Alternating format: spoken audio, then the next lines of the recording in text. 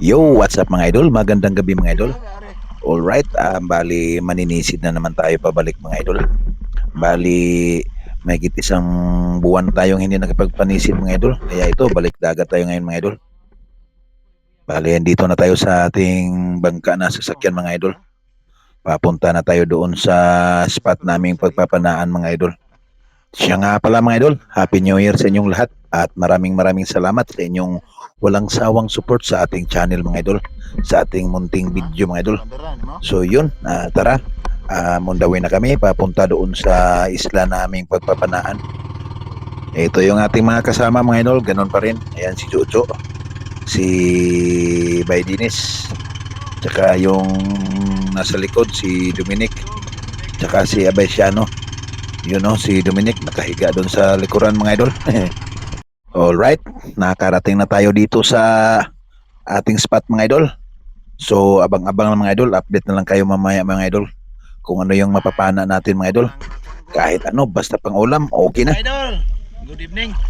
Dito na kami sa isla mga idol. Bali, matagal tayong hindi nakapagsisid mga idol dahil busy sa pista at sa Pasko. Nagkasakit pa. So first dive natin to sa December mga idol. Sana pagpalain tayo kahit pang ulam lang. Yan, naka-prepare ng lahat mga idol. So yun, update ko lang kayo mamaya mga idol. Sana makahuli tayo. Thank you. Let's go mga idol. Start na tayong sumisid. Eto, hanap tayo ng mapapana. Medyo malinaw yung tubig dito mga idol dahil isla to. At ito, unang isda na nakita natin, isang karutungan. Pero medyo maliit ang mga idol. Pabayaan muna natin. Ayan o. Ayan muna natin lumaki mga idol. Para pagbalik natin ay good size na siya. At sana nga lang hindi makita ng ibang mga mangingisda. Yun, hanap ulit tayo ng ibang mapapana mga idol. At dito sa unahan mga idol, bali balata naman or sea cucumber yung ating nakikita mga idol. Ayan o, ang laki niya mga idol. Grabe, ang laki niya. Bali kukunin natin to mga idol para may pangkilaw tayo mamaya mga idol. Yun, bitbitin natin to. Medyo good size na talaga tong balata na to mga idol. Ayan o, sea cucumber kung tawagin sa English mga idol. Dito naman sa amin, bat hanginan. Dito sa amin sa probinsya sa Bohol. Balik kakarga natin to mga idol. At dito sa next nating nasalubong mga idol ay isang saang or spider shell. Ayan mga idol oh. Ito, kunin din natin to mga idol. Yan oh, medyo good size na rin to. Ito, ganito kalaki mga idol. Nagkakahalaga na to ng 5 piso, isang piraso mga idol. Yun. So medyo maganda ang sisid natin dahil medyo maliwanag mga idol. At malinaw yung tubig. Kaya kitang-kita natin ito. May nakita tayong dalawang alimasag mga idol. Ayan o. Tamang-tama. Dakmain natin to mga idol. Karga-karga pa niya yung kanyang partner mga idol oh. Ayan nagmi-meeting pala sila mga idol. Ito. Hanap tayo ng magandang tsimpo mga idol para mahuli natin yung dalawa. Hindi natin to papanain para hindi masira yung kanyang laman sa loob. Yun, ito, ayos. Nadali natin. Ayan. Medyo nangangagat pa mga idol. Ayan oh. Pero matindi tong alimasag na to mga idol. Dahil akala nyo yung kinakagat niya yung balat ko pero hindi niya alam yung kasama na pala niya yung nakagat niya.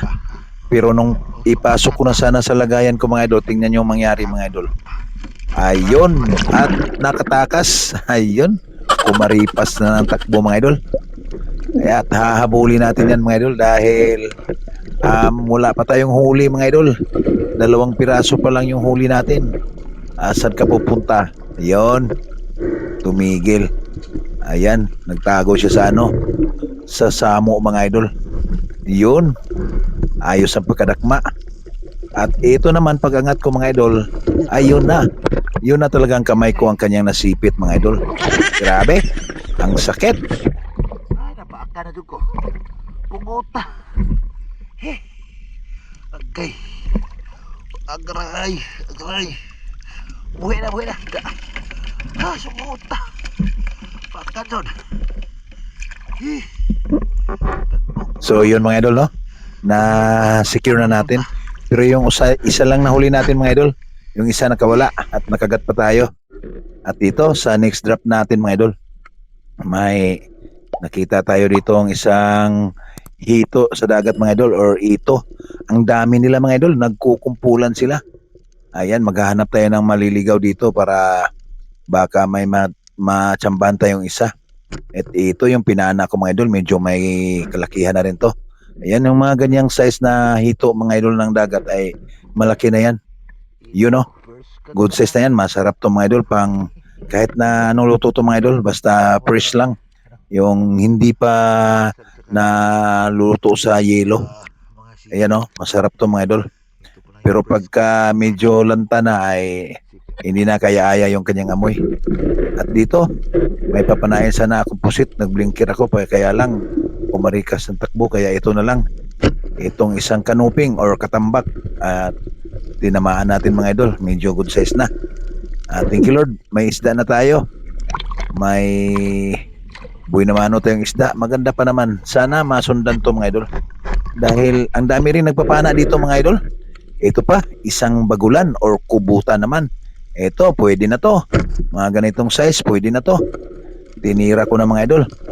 Nasa mga 5 grams na rin yan mga idol. Hindi pa abot na 1 kilo yan, pero goods na yan. Tamang-tama, pang adobo. Okay na pang adobo mga idol. Thank you Lord. At may pang ano na tayo sa ating New Year mga idol.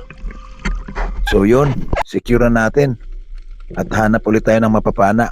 Ito pa. Ito may nakita akong hipos-hipos mga idol. Or triple tail wrasse. You know, natutulog pero ayun. Tinamaan natin mga idol. Ito ang good size mga idol. Sarap ng isda na to mga idol. Sa paksiw.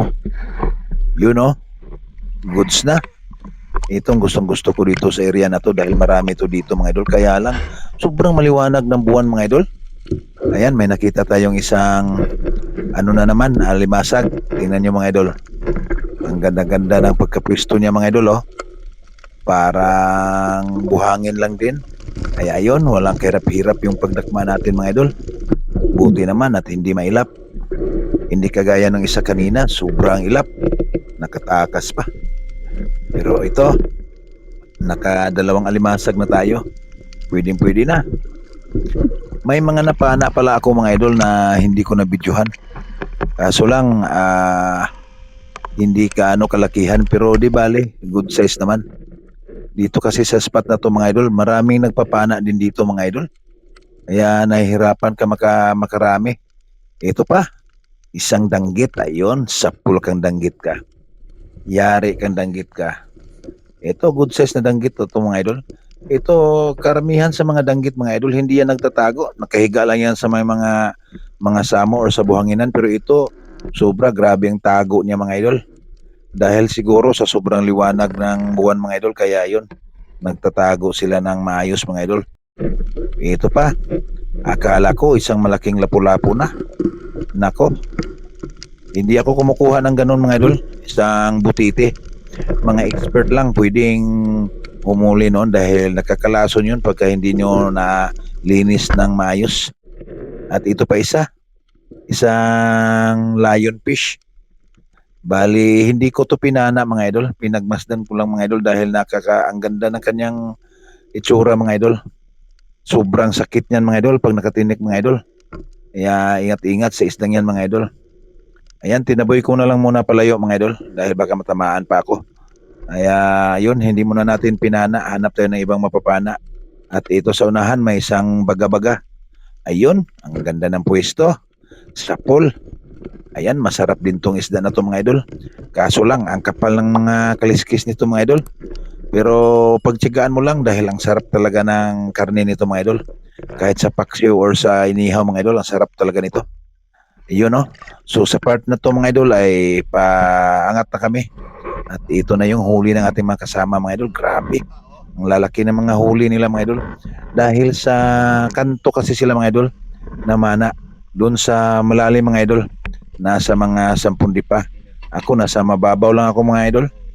Ito pa oh, yung kanyang huli to ni Jojo mga idol.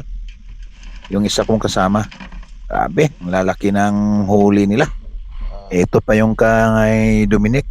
Ayan oh, ang laki din yung huli niya mga idol oh. Grabe. Sobrang swerte sila ngayon. Dahil nasa pampang kasi sila mga idol. Malalim yung mga sinisisid nila. At ito naman yung aking huli mga idol oh.